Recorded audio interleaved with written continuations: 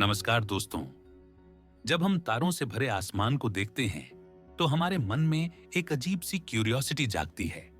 कभी न कभी हम सब ने यह सवाल जरूर सोचा है, हम यहां कैसे आए, हमारा अर्थ और बाकी सारे प्लैनेट्स कहां से पैदा हुए। इस शांत और रहस्यमयी ब्रह्मांड में कहीं न कहीं हमारे अस्तित्व का जवाब छुपा है। तो चलिए हमारा आज की जर्नी शुरू करते हैं, यूनिवर्स के उस पहले पल तक पहुंचने की कोशिश जहां से एवरीथिंग शुरू हुआ। और हां, अगर आप हमारे चैनल पर नए हैं तो हिडन सूत्र को सब्सक्राइब जरूर करें, क्योंकि यहां हम आपके लिए हिस्ट्री, मिस्ट्री, स्पेस और साइंस से जुड़ी नई नई जानकारी लाते रहते हैं। तो चलिए शुरू करते हैं आज की यात्रा। कभी सोचो, अगर सब कुछ मिटा दिया जाए, हर तारा, हर ग्रह, हर कण, हर रोशनी, तो क्या बचेगा? एक गहरा अनंत शून्य। ना समय, ना जगह, ना कोई दिशा, बस नथिंगनेस। पर इसी शून्य में कहीं कुछ था, एक ऊर्जा जो अदृश्य थी, अनसुनी थी, लेकिन अनंत ताकत रखती थी। वो सब कुछ समेटे हुए थी, समय को, स्थान को, पदार्थ को, और वो हर नियम जो बाद में भौतिकी कहलाए। और फिर एक पल आया, एक ऐसा क्षण जहां कुछ नहीं ने सब कुछ बन जाने का फैसला किया।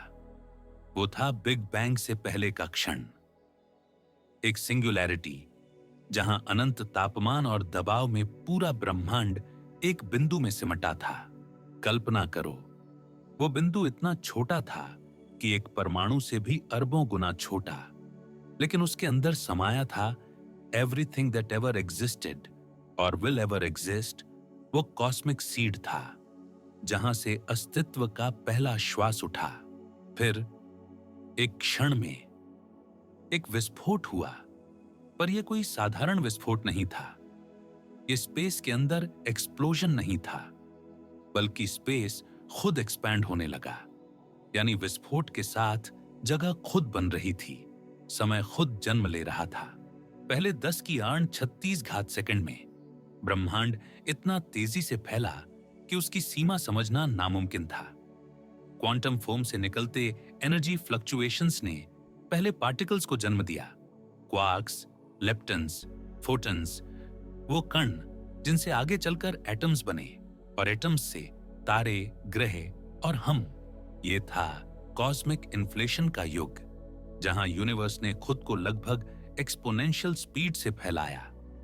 एक सुई की नोक से भी छोटे बिंदु ने एक पल में अरबों प्रकाश वर्ष का आकार ले लिया।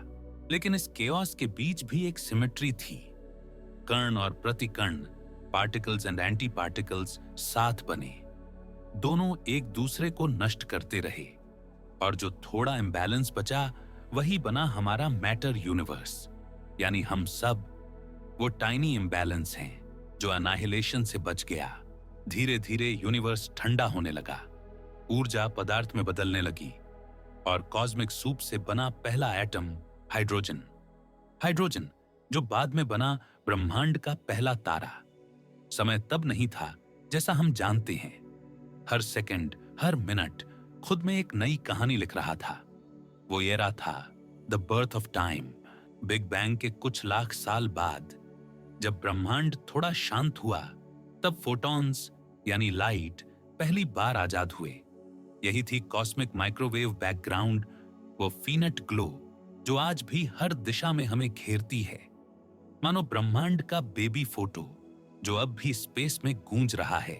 उस दिन से आज तक यूनिवर्स फैल रहा है, और हम सब उसी प्राचीन विस्फोट की गूंज हैं। कहा जाता है, हम तारे नहीं देखते, हम अतीत देखते हैं। हर रोशनी की किरण, हर तारा मंडल वो रिमाइंडर है उस पल का जब शून्य ने सब कुछ बनाया था। वो पल जिसने कुछ नहीं से सब कुछ बना दिया। वो आवाज जो कभी किसी ने सुनी नहीं, पर जिसकी गूंज आज भी हर दिशा में फैली है। यही था the big bang.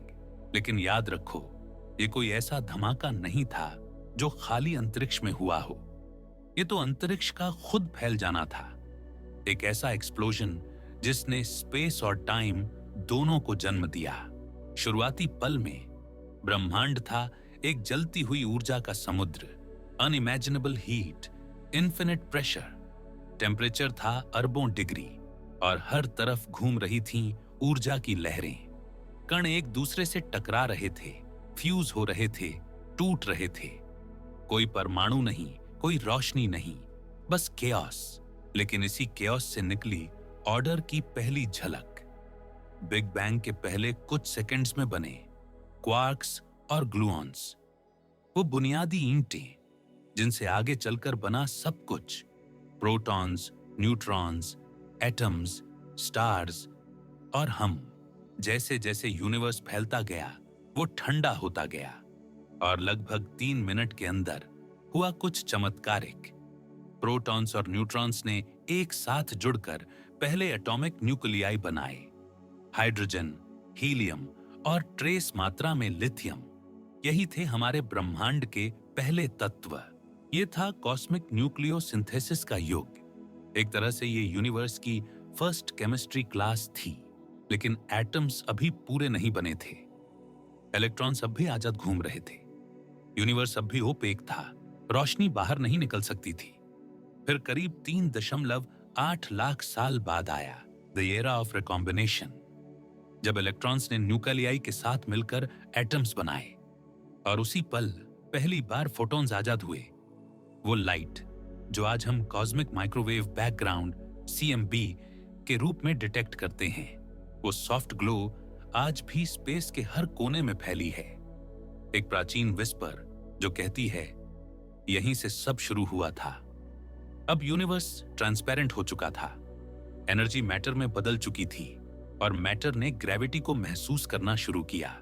Slowly tiny clumps of matter एक दूसरे को खींचने लगे और वहीं से बनी पहली गैलेक्सीज के बीच। ग्रेविटी वो अदृश्य शक्ति जो केओस में पैटर्न बनाती है। उसने पार्टिकल्स को साथ खींचा और धीरे धीरे डेंस पॉकेट्स बने, जहां हाइड्रोजन गैस ने कोलैप्स होकर पहले तारों को इग्नाइट किया।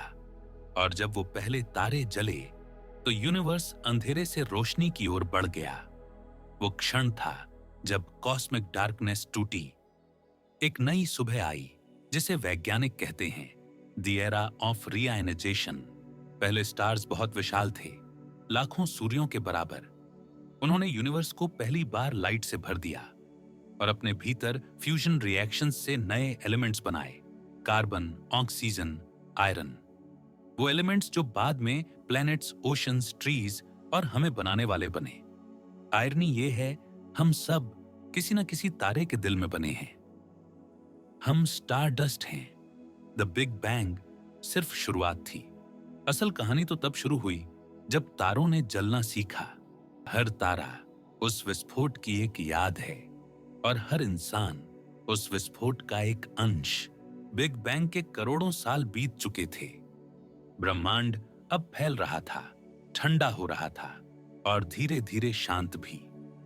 लेकिन उस शांति के भीतर कुछ चल रहा था। हाइड्रोजन और हीलियम के बादल धीरे धीरे गुरुत्वाकर्षण के प्रभाव में सिकुड़ने लगे। शुरुआत में ये बादल विशाल थे, लाखों प्रकाश वर्षों तक फैले हुए। पर जैसे जैसे वो कॉन्ट्रैक्ट हुए, उनका केंद्र गर्म होने लगा। हीट और प्रेशर इतना बढ़ गया कि एटम्स ने फ्यूजन शुरू कर दी और तभी पहली बार यूनिवर्स ने खुद को रोशन किया। वो था पहले तारे का जन्म। कल्पना करो, अरबों प्रकाश वर्षों तक फैले अंधकार में अचानक एक बिंदु चमक उठता है। एक आग का गोला जो अपने जन्म से ही नाचता हुआ कह रहा हो, अब मैं जिंदा हूं। ये तारे आज के तारों से अलग थे। वो विशाल थे, अस्थिर थे और बहुत जल्दी मर जाते थे। पर जब वो एक्सप्लोड हुए सुपरनोवा बनकर, उन्होंने यूनिवर्स में वो तत्व फैला दिए जिनसे बाद में हर चीज बनी।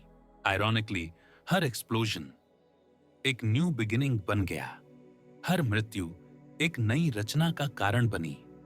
सुपरनोवा के बाद जो गैस और डस्ट बची, वो फिर से ग्रेविटी के तहत इकट्ठा हुई और नए तारे, नई गैलेक्सीज बनने लगीं। यहीं से शुरू हुआ गैलेक्टिक इवोल्यूशन का युग। ग्रेविटी ने कॉस्मिक डांस शुरू किया। छोटे क्लस्टर आपस में मर्ज हुए, घूमे और स्पाइरल शेप्स में बदल गए। ऐसे ही बनी पहली गैलेक्सी, और उनमें से एक थी हमारी मिल्की वे। मिल्की वे के बिलियंस ऑफ स्टार्स, हर एक अपने अलग संसार का केंद्र। कहीं giant blue suns blazing like fireballs, कहीं red dwarfs quietly glowing for trillions of years. इसी कॉस्मिक प्लेग्राउंड में एक छोटे से कोने में एक छोटा नेबुला कोलैप्स हुआ, और वहां जन्मा हमारा सोलर सिस्टम। लेकिन उस कहानी तक पहुंचने से पहले यूनिवर्स ने कुछ और रहस्य रचे। जब मैसिव स्टार्स अपने जीवन के अंत तक पहुंचते हैं, उनका कोर इतना डेंस हो जाता है कि ग्रेविटी सब कुछ निगल लेती है, और वहीं जन्म लेते हैं ब्लैक होल्स। ये हैं कॉस्मिक मॉन्स्टर्स जो ना रोशनी को जाने देते हैं ना समय को।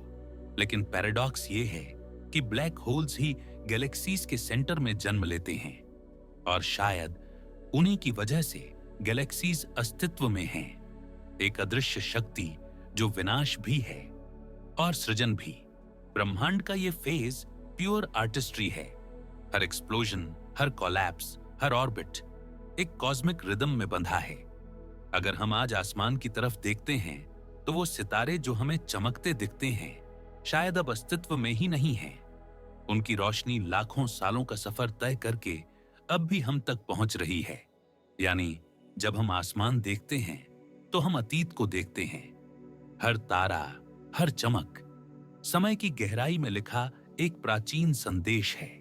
यूनिवर्स बदलता रहता है, पर उसका रिदम हमेशा एक जैसा रहता है। जन्म, जीवन, विनाश और फिर पुनर्जन्म। कई अरब साल बीत चुके थे। यूनिवर्स अब सितारों और गैलेक्सीज से भरा था। हर जगह बर्थ और डेथ का कॉस्मिक साइकिल चल रहा था, और इन्हीं में से एक शांत कोने में, एक स्पाइरल गैलेक्सी के बाहरी हिस्से में एक नया तारा जन्म ले रहा था, हमारा सूरज। लगभग 4.6 अरब साल पहले एक विशाल मॉलिक्यूलर क्लाउड कोलैप्स हुआ। ग्रेविटी ने उसे सिकोड़कर एक जलता हुआ गोला बना दिया। हाइड्रोजन से हीलियम में फ्यूजन की पहली लौ जली, और वो बन गया द सन। लेकिन कहानी यहीं खत्म नहीं होती। उस कोलैप्स से जो बचा हुआ गैस और डस्ट था, वो सूरज के चारों ओर घूमने लगा। धीरे धीरे कोलाइड होकर छोटे छोटे ग्रहों के बीज बनने लगे। कुछ ने चट्टानों का रूप लिया, मर्क्यूरी, वीनस, मार्स, और एक बिल्कुल सही डिस्टेंस पर, जहां न बहुत गर्मी थी न बहुत ठंड, वो बना अर्थ। शुरुआत में पृथ्वी नरक जैसी थी। लावा के महासागर, ज्वालामुखियों की आग और चारों ओर मीटियर्स की बारिश। फिर एक विशाल टक्कर, एक ग्रह के आकार का ऑब्जेक्ट थिया पृथ्वी से टकराया, और उसके मलबे से बना हमारा चांद। चांद ने पृथ्वी को स्थिरता दी, उसकी घूर्णन गति को संतुलित किया और टाइड्स को जन्म दिया, जो बाद में जीवन के विकास की पहली सीढ़ी बने। समय बीता, धूल के बादल हटे, बारिशें शुरू हुईं। पहली बार पानी ने सतह को छुआ। वो था the birth of the oceans. और फिर कहीं उस गहराई में लाइटनिंग की एक चमक, या शायद कॉस्मिक रेडिएशन की एक लहर, एनर्जी ने मैटर को छुआ और लाइफ का पहला स्पार्क पैदा हुआ। एक सिंपल मॉलिक्यूल जो खुद को रेप्लिकेट कर सकता था। वो छोटा सा मॉलिक्यूल ही था, हम सबका आदिकालीन पूर्वज। अरबों साल लगे, पर वही मॉलिक्यूल इवॉल्व होता गया। सेल्स बने, मल्टी सेल्यूलर बीइंग्स आए, फिर पौधे, जीव और अंततः मानव। आयरॉनिकली वो एटम्स जिनसे हमारा शरीर बना है, कभी किसी तारे के दिल में फ्यूज हुए थे। यानी हम सचमुच तारे की संतान हैं। जब हम आसमान की ओर देखते हैं तो वो सिर्फ तारों की रोशनी नहीं है, वो हमारी अपनी कहानी का अतीत है। हम जो कभी स्टार डस्ट थे, अब खुद उस ब्रह्मांड को देख रहे हैं जिसने हमें जन्म दिया। क्या आयरॉना है ना? ब्रह्मांड ने हमें बनाया ताकि हम उसे समझ सकें। वो कहता है, तुम मुझसे अलग नहीं हो, तुम ही मैं हो। ब्रह्मांड लगातार फैल रहा है। हर सेकंड गैलेक्सीज एक दूसरे से दूर जा रही हैं। स्पेस खुद खींच रहा है, मानो कोई अदृश्य शक्ति सबको धकेल रही हो। वैज्ञानिक इसे कहते हैं डार्क एनर्जी। डार्क एनर्जी एक ऐसा रहस्य जो पूरे कॉस्मोस का 68% है, पर जिसके बारे में हमें लगभग कुछ भी पता नहीं। बस इतना कि ये वो अदृश्य धक्का है जो यूनिवर्स को एक्सेलरेट करता जा रहा है और गैलेक्सीज के बीच की दूरी हर पल बढ़ा रहा है। फिर है डार्क मैटर, जो न रोशनी छोड़ता है न अब्सॉर्ब करता है, पर फिर भी ग्रेविटी से गैलेक्सीज को साथ बांधे रखता है। यूनिवर्स का लगभग 27% यही डार्क मैटर है। मतलब जो हम देख पाते हैं, तारे, ग्रह, इंसान, सब मिलाकर वो तो सिर्फ 5% है। यानी 95% ब्रह्मांड हमें दिखाई ही नहीं देता। हम उस चीज में जी रहे हैं जिसे हम समझ नहीं पाए हैं। सोचो, शायद असली ब्रह्मांड वो नहीं जो हम देख रहे हैं, बल्कि वो है जो हमें दिखता ही नहीं। और अब सवाल उठता है, क्या यह फैलाव हमेशा चलता रहेगा या किसी दिन सब रुक जाएगा? वैज्ञानिक कहते हैं कि इसकी 3 संभावनाएं हैं। पहली संभावना, द बिग फ्रीज। अगर डार्क एनर्जी वैसे ही काम करती रही तो ब्रह्मांड फैलता जाएगा, फैलता जाएगा। तारे बुझ जाएंगे, गैलेक्सीज दूर चली जाएंगी और अंत में सिर्फ अंधेरा और ठंड बाकी रह जाएगी। एक ऐसा फ्यूचर जहां एनर्जी बराबर बढ़ जाएगी और कुछ भी नया जन्म नहीं ले सकेगा। दूसरी संभावना, अगर किसी बिंदु पर ग्रेविटी स्ट्रॉन्गर हो गई तो एक्सपेंशन रुक सकता है और सब कुछ वापस सिकुड़ने लगेगा। हर तारा, हर गैलेक्सी, हर एटम वापस एक सिंगुलैरिटी में समा जाएगा। एक ऐसा अंत जो शायद फिर एक नए बिग बैंग की शुरुआत बने, यानी the end is the beginning. और तीसरी संभावना, अगर डार्क एनर्जी और बढ़ती गई तो वो एटम्स तक को फाड़ देगी। गैलेक्सीज, स्टार्स, प्लैनेट्स, यहां तक कि मॉलिक्यूल्स तक सब अलग हो जाएंगे। टाइम और स्पेस खुद टूट जाएंगे। यहां हर एंडिंग एक डिफरेंट स्टोरी बताती है, पर किसी में भी अंतिम अंत नहीं है, क्योंकि अगर बिग बैंग एक बार हुआ तो कौन कह सकता है कि वो दोबारा नहीं होगा। हम इस विशाल कॉस्मिक स्टोरी का सिर्फ एक छोटा सा पल हैं। हमारा जीवन, हमारी सभ्यताएं, हमारी कहानियां सब तारों की एक सांस जितनी छोटी हैं। फिर भी हमने इतना समझ लिया है कि हम इस ब्रह्मांड से अलग नहीं हैं। हम उसी का हिस्सा हैं, उसी की धड़कन हैं। हम ब्रह्मांड को देखते नहीं, ब्रह्मांड खुद को हमारी आंखों से देख रहा है। और शायद यही है एग्जिस्टेंस का सबसे सुंदर सत्य। शायद जब आखिरी तारा भी बुझ जाएगा, कहीं ना कहीं कोई नई चिंगारी जन्म लेगी और कहानी फिर से शुरू होगी, एक नए बिग बैंग के साथ। तो यहीं समाप्त होता है हमारा जर्नी। अगर आपको यूनिवर्स की यह यात्रा पसंद आई हो तो कमेंट में बताइए कि अगला रहस्य किस दुनिया से एक्सप्लोर करें। वीडियो को लाइक और शेयर जरूर करें और ऐसी ही जर्नीज के लिए हिडन सूत्र को सब्सक्राइब करना ना भूलें।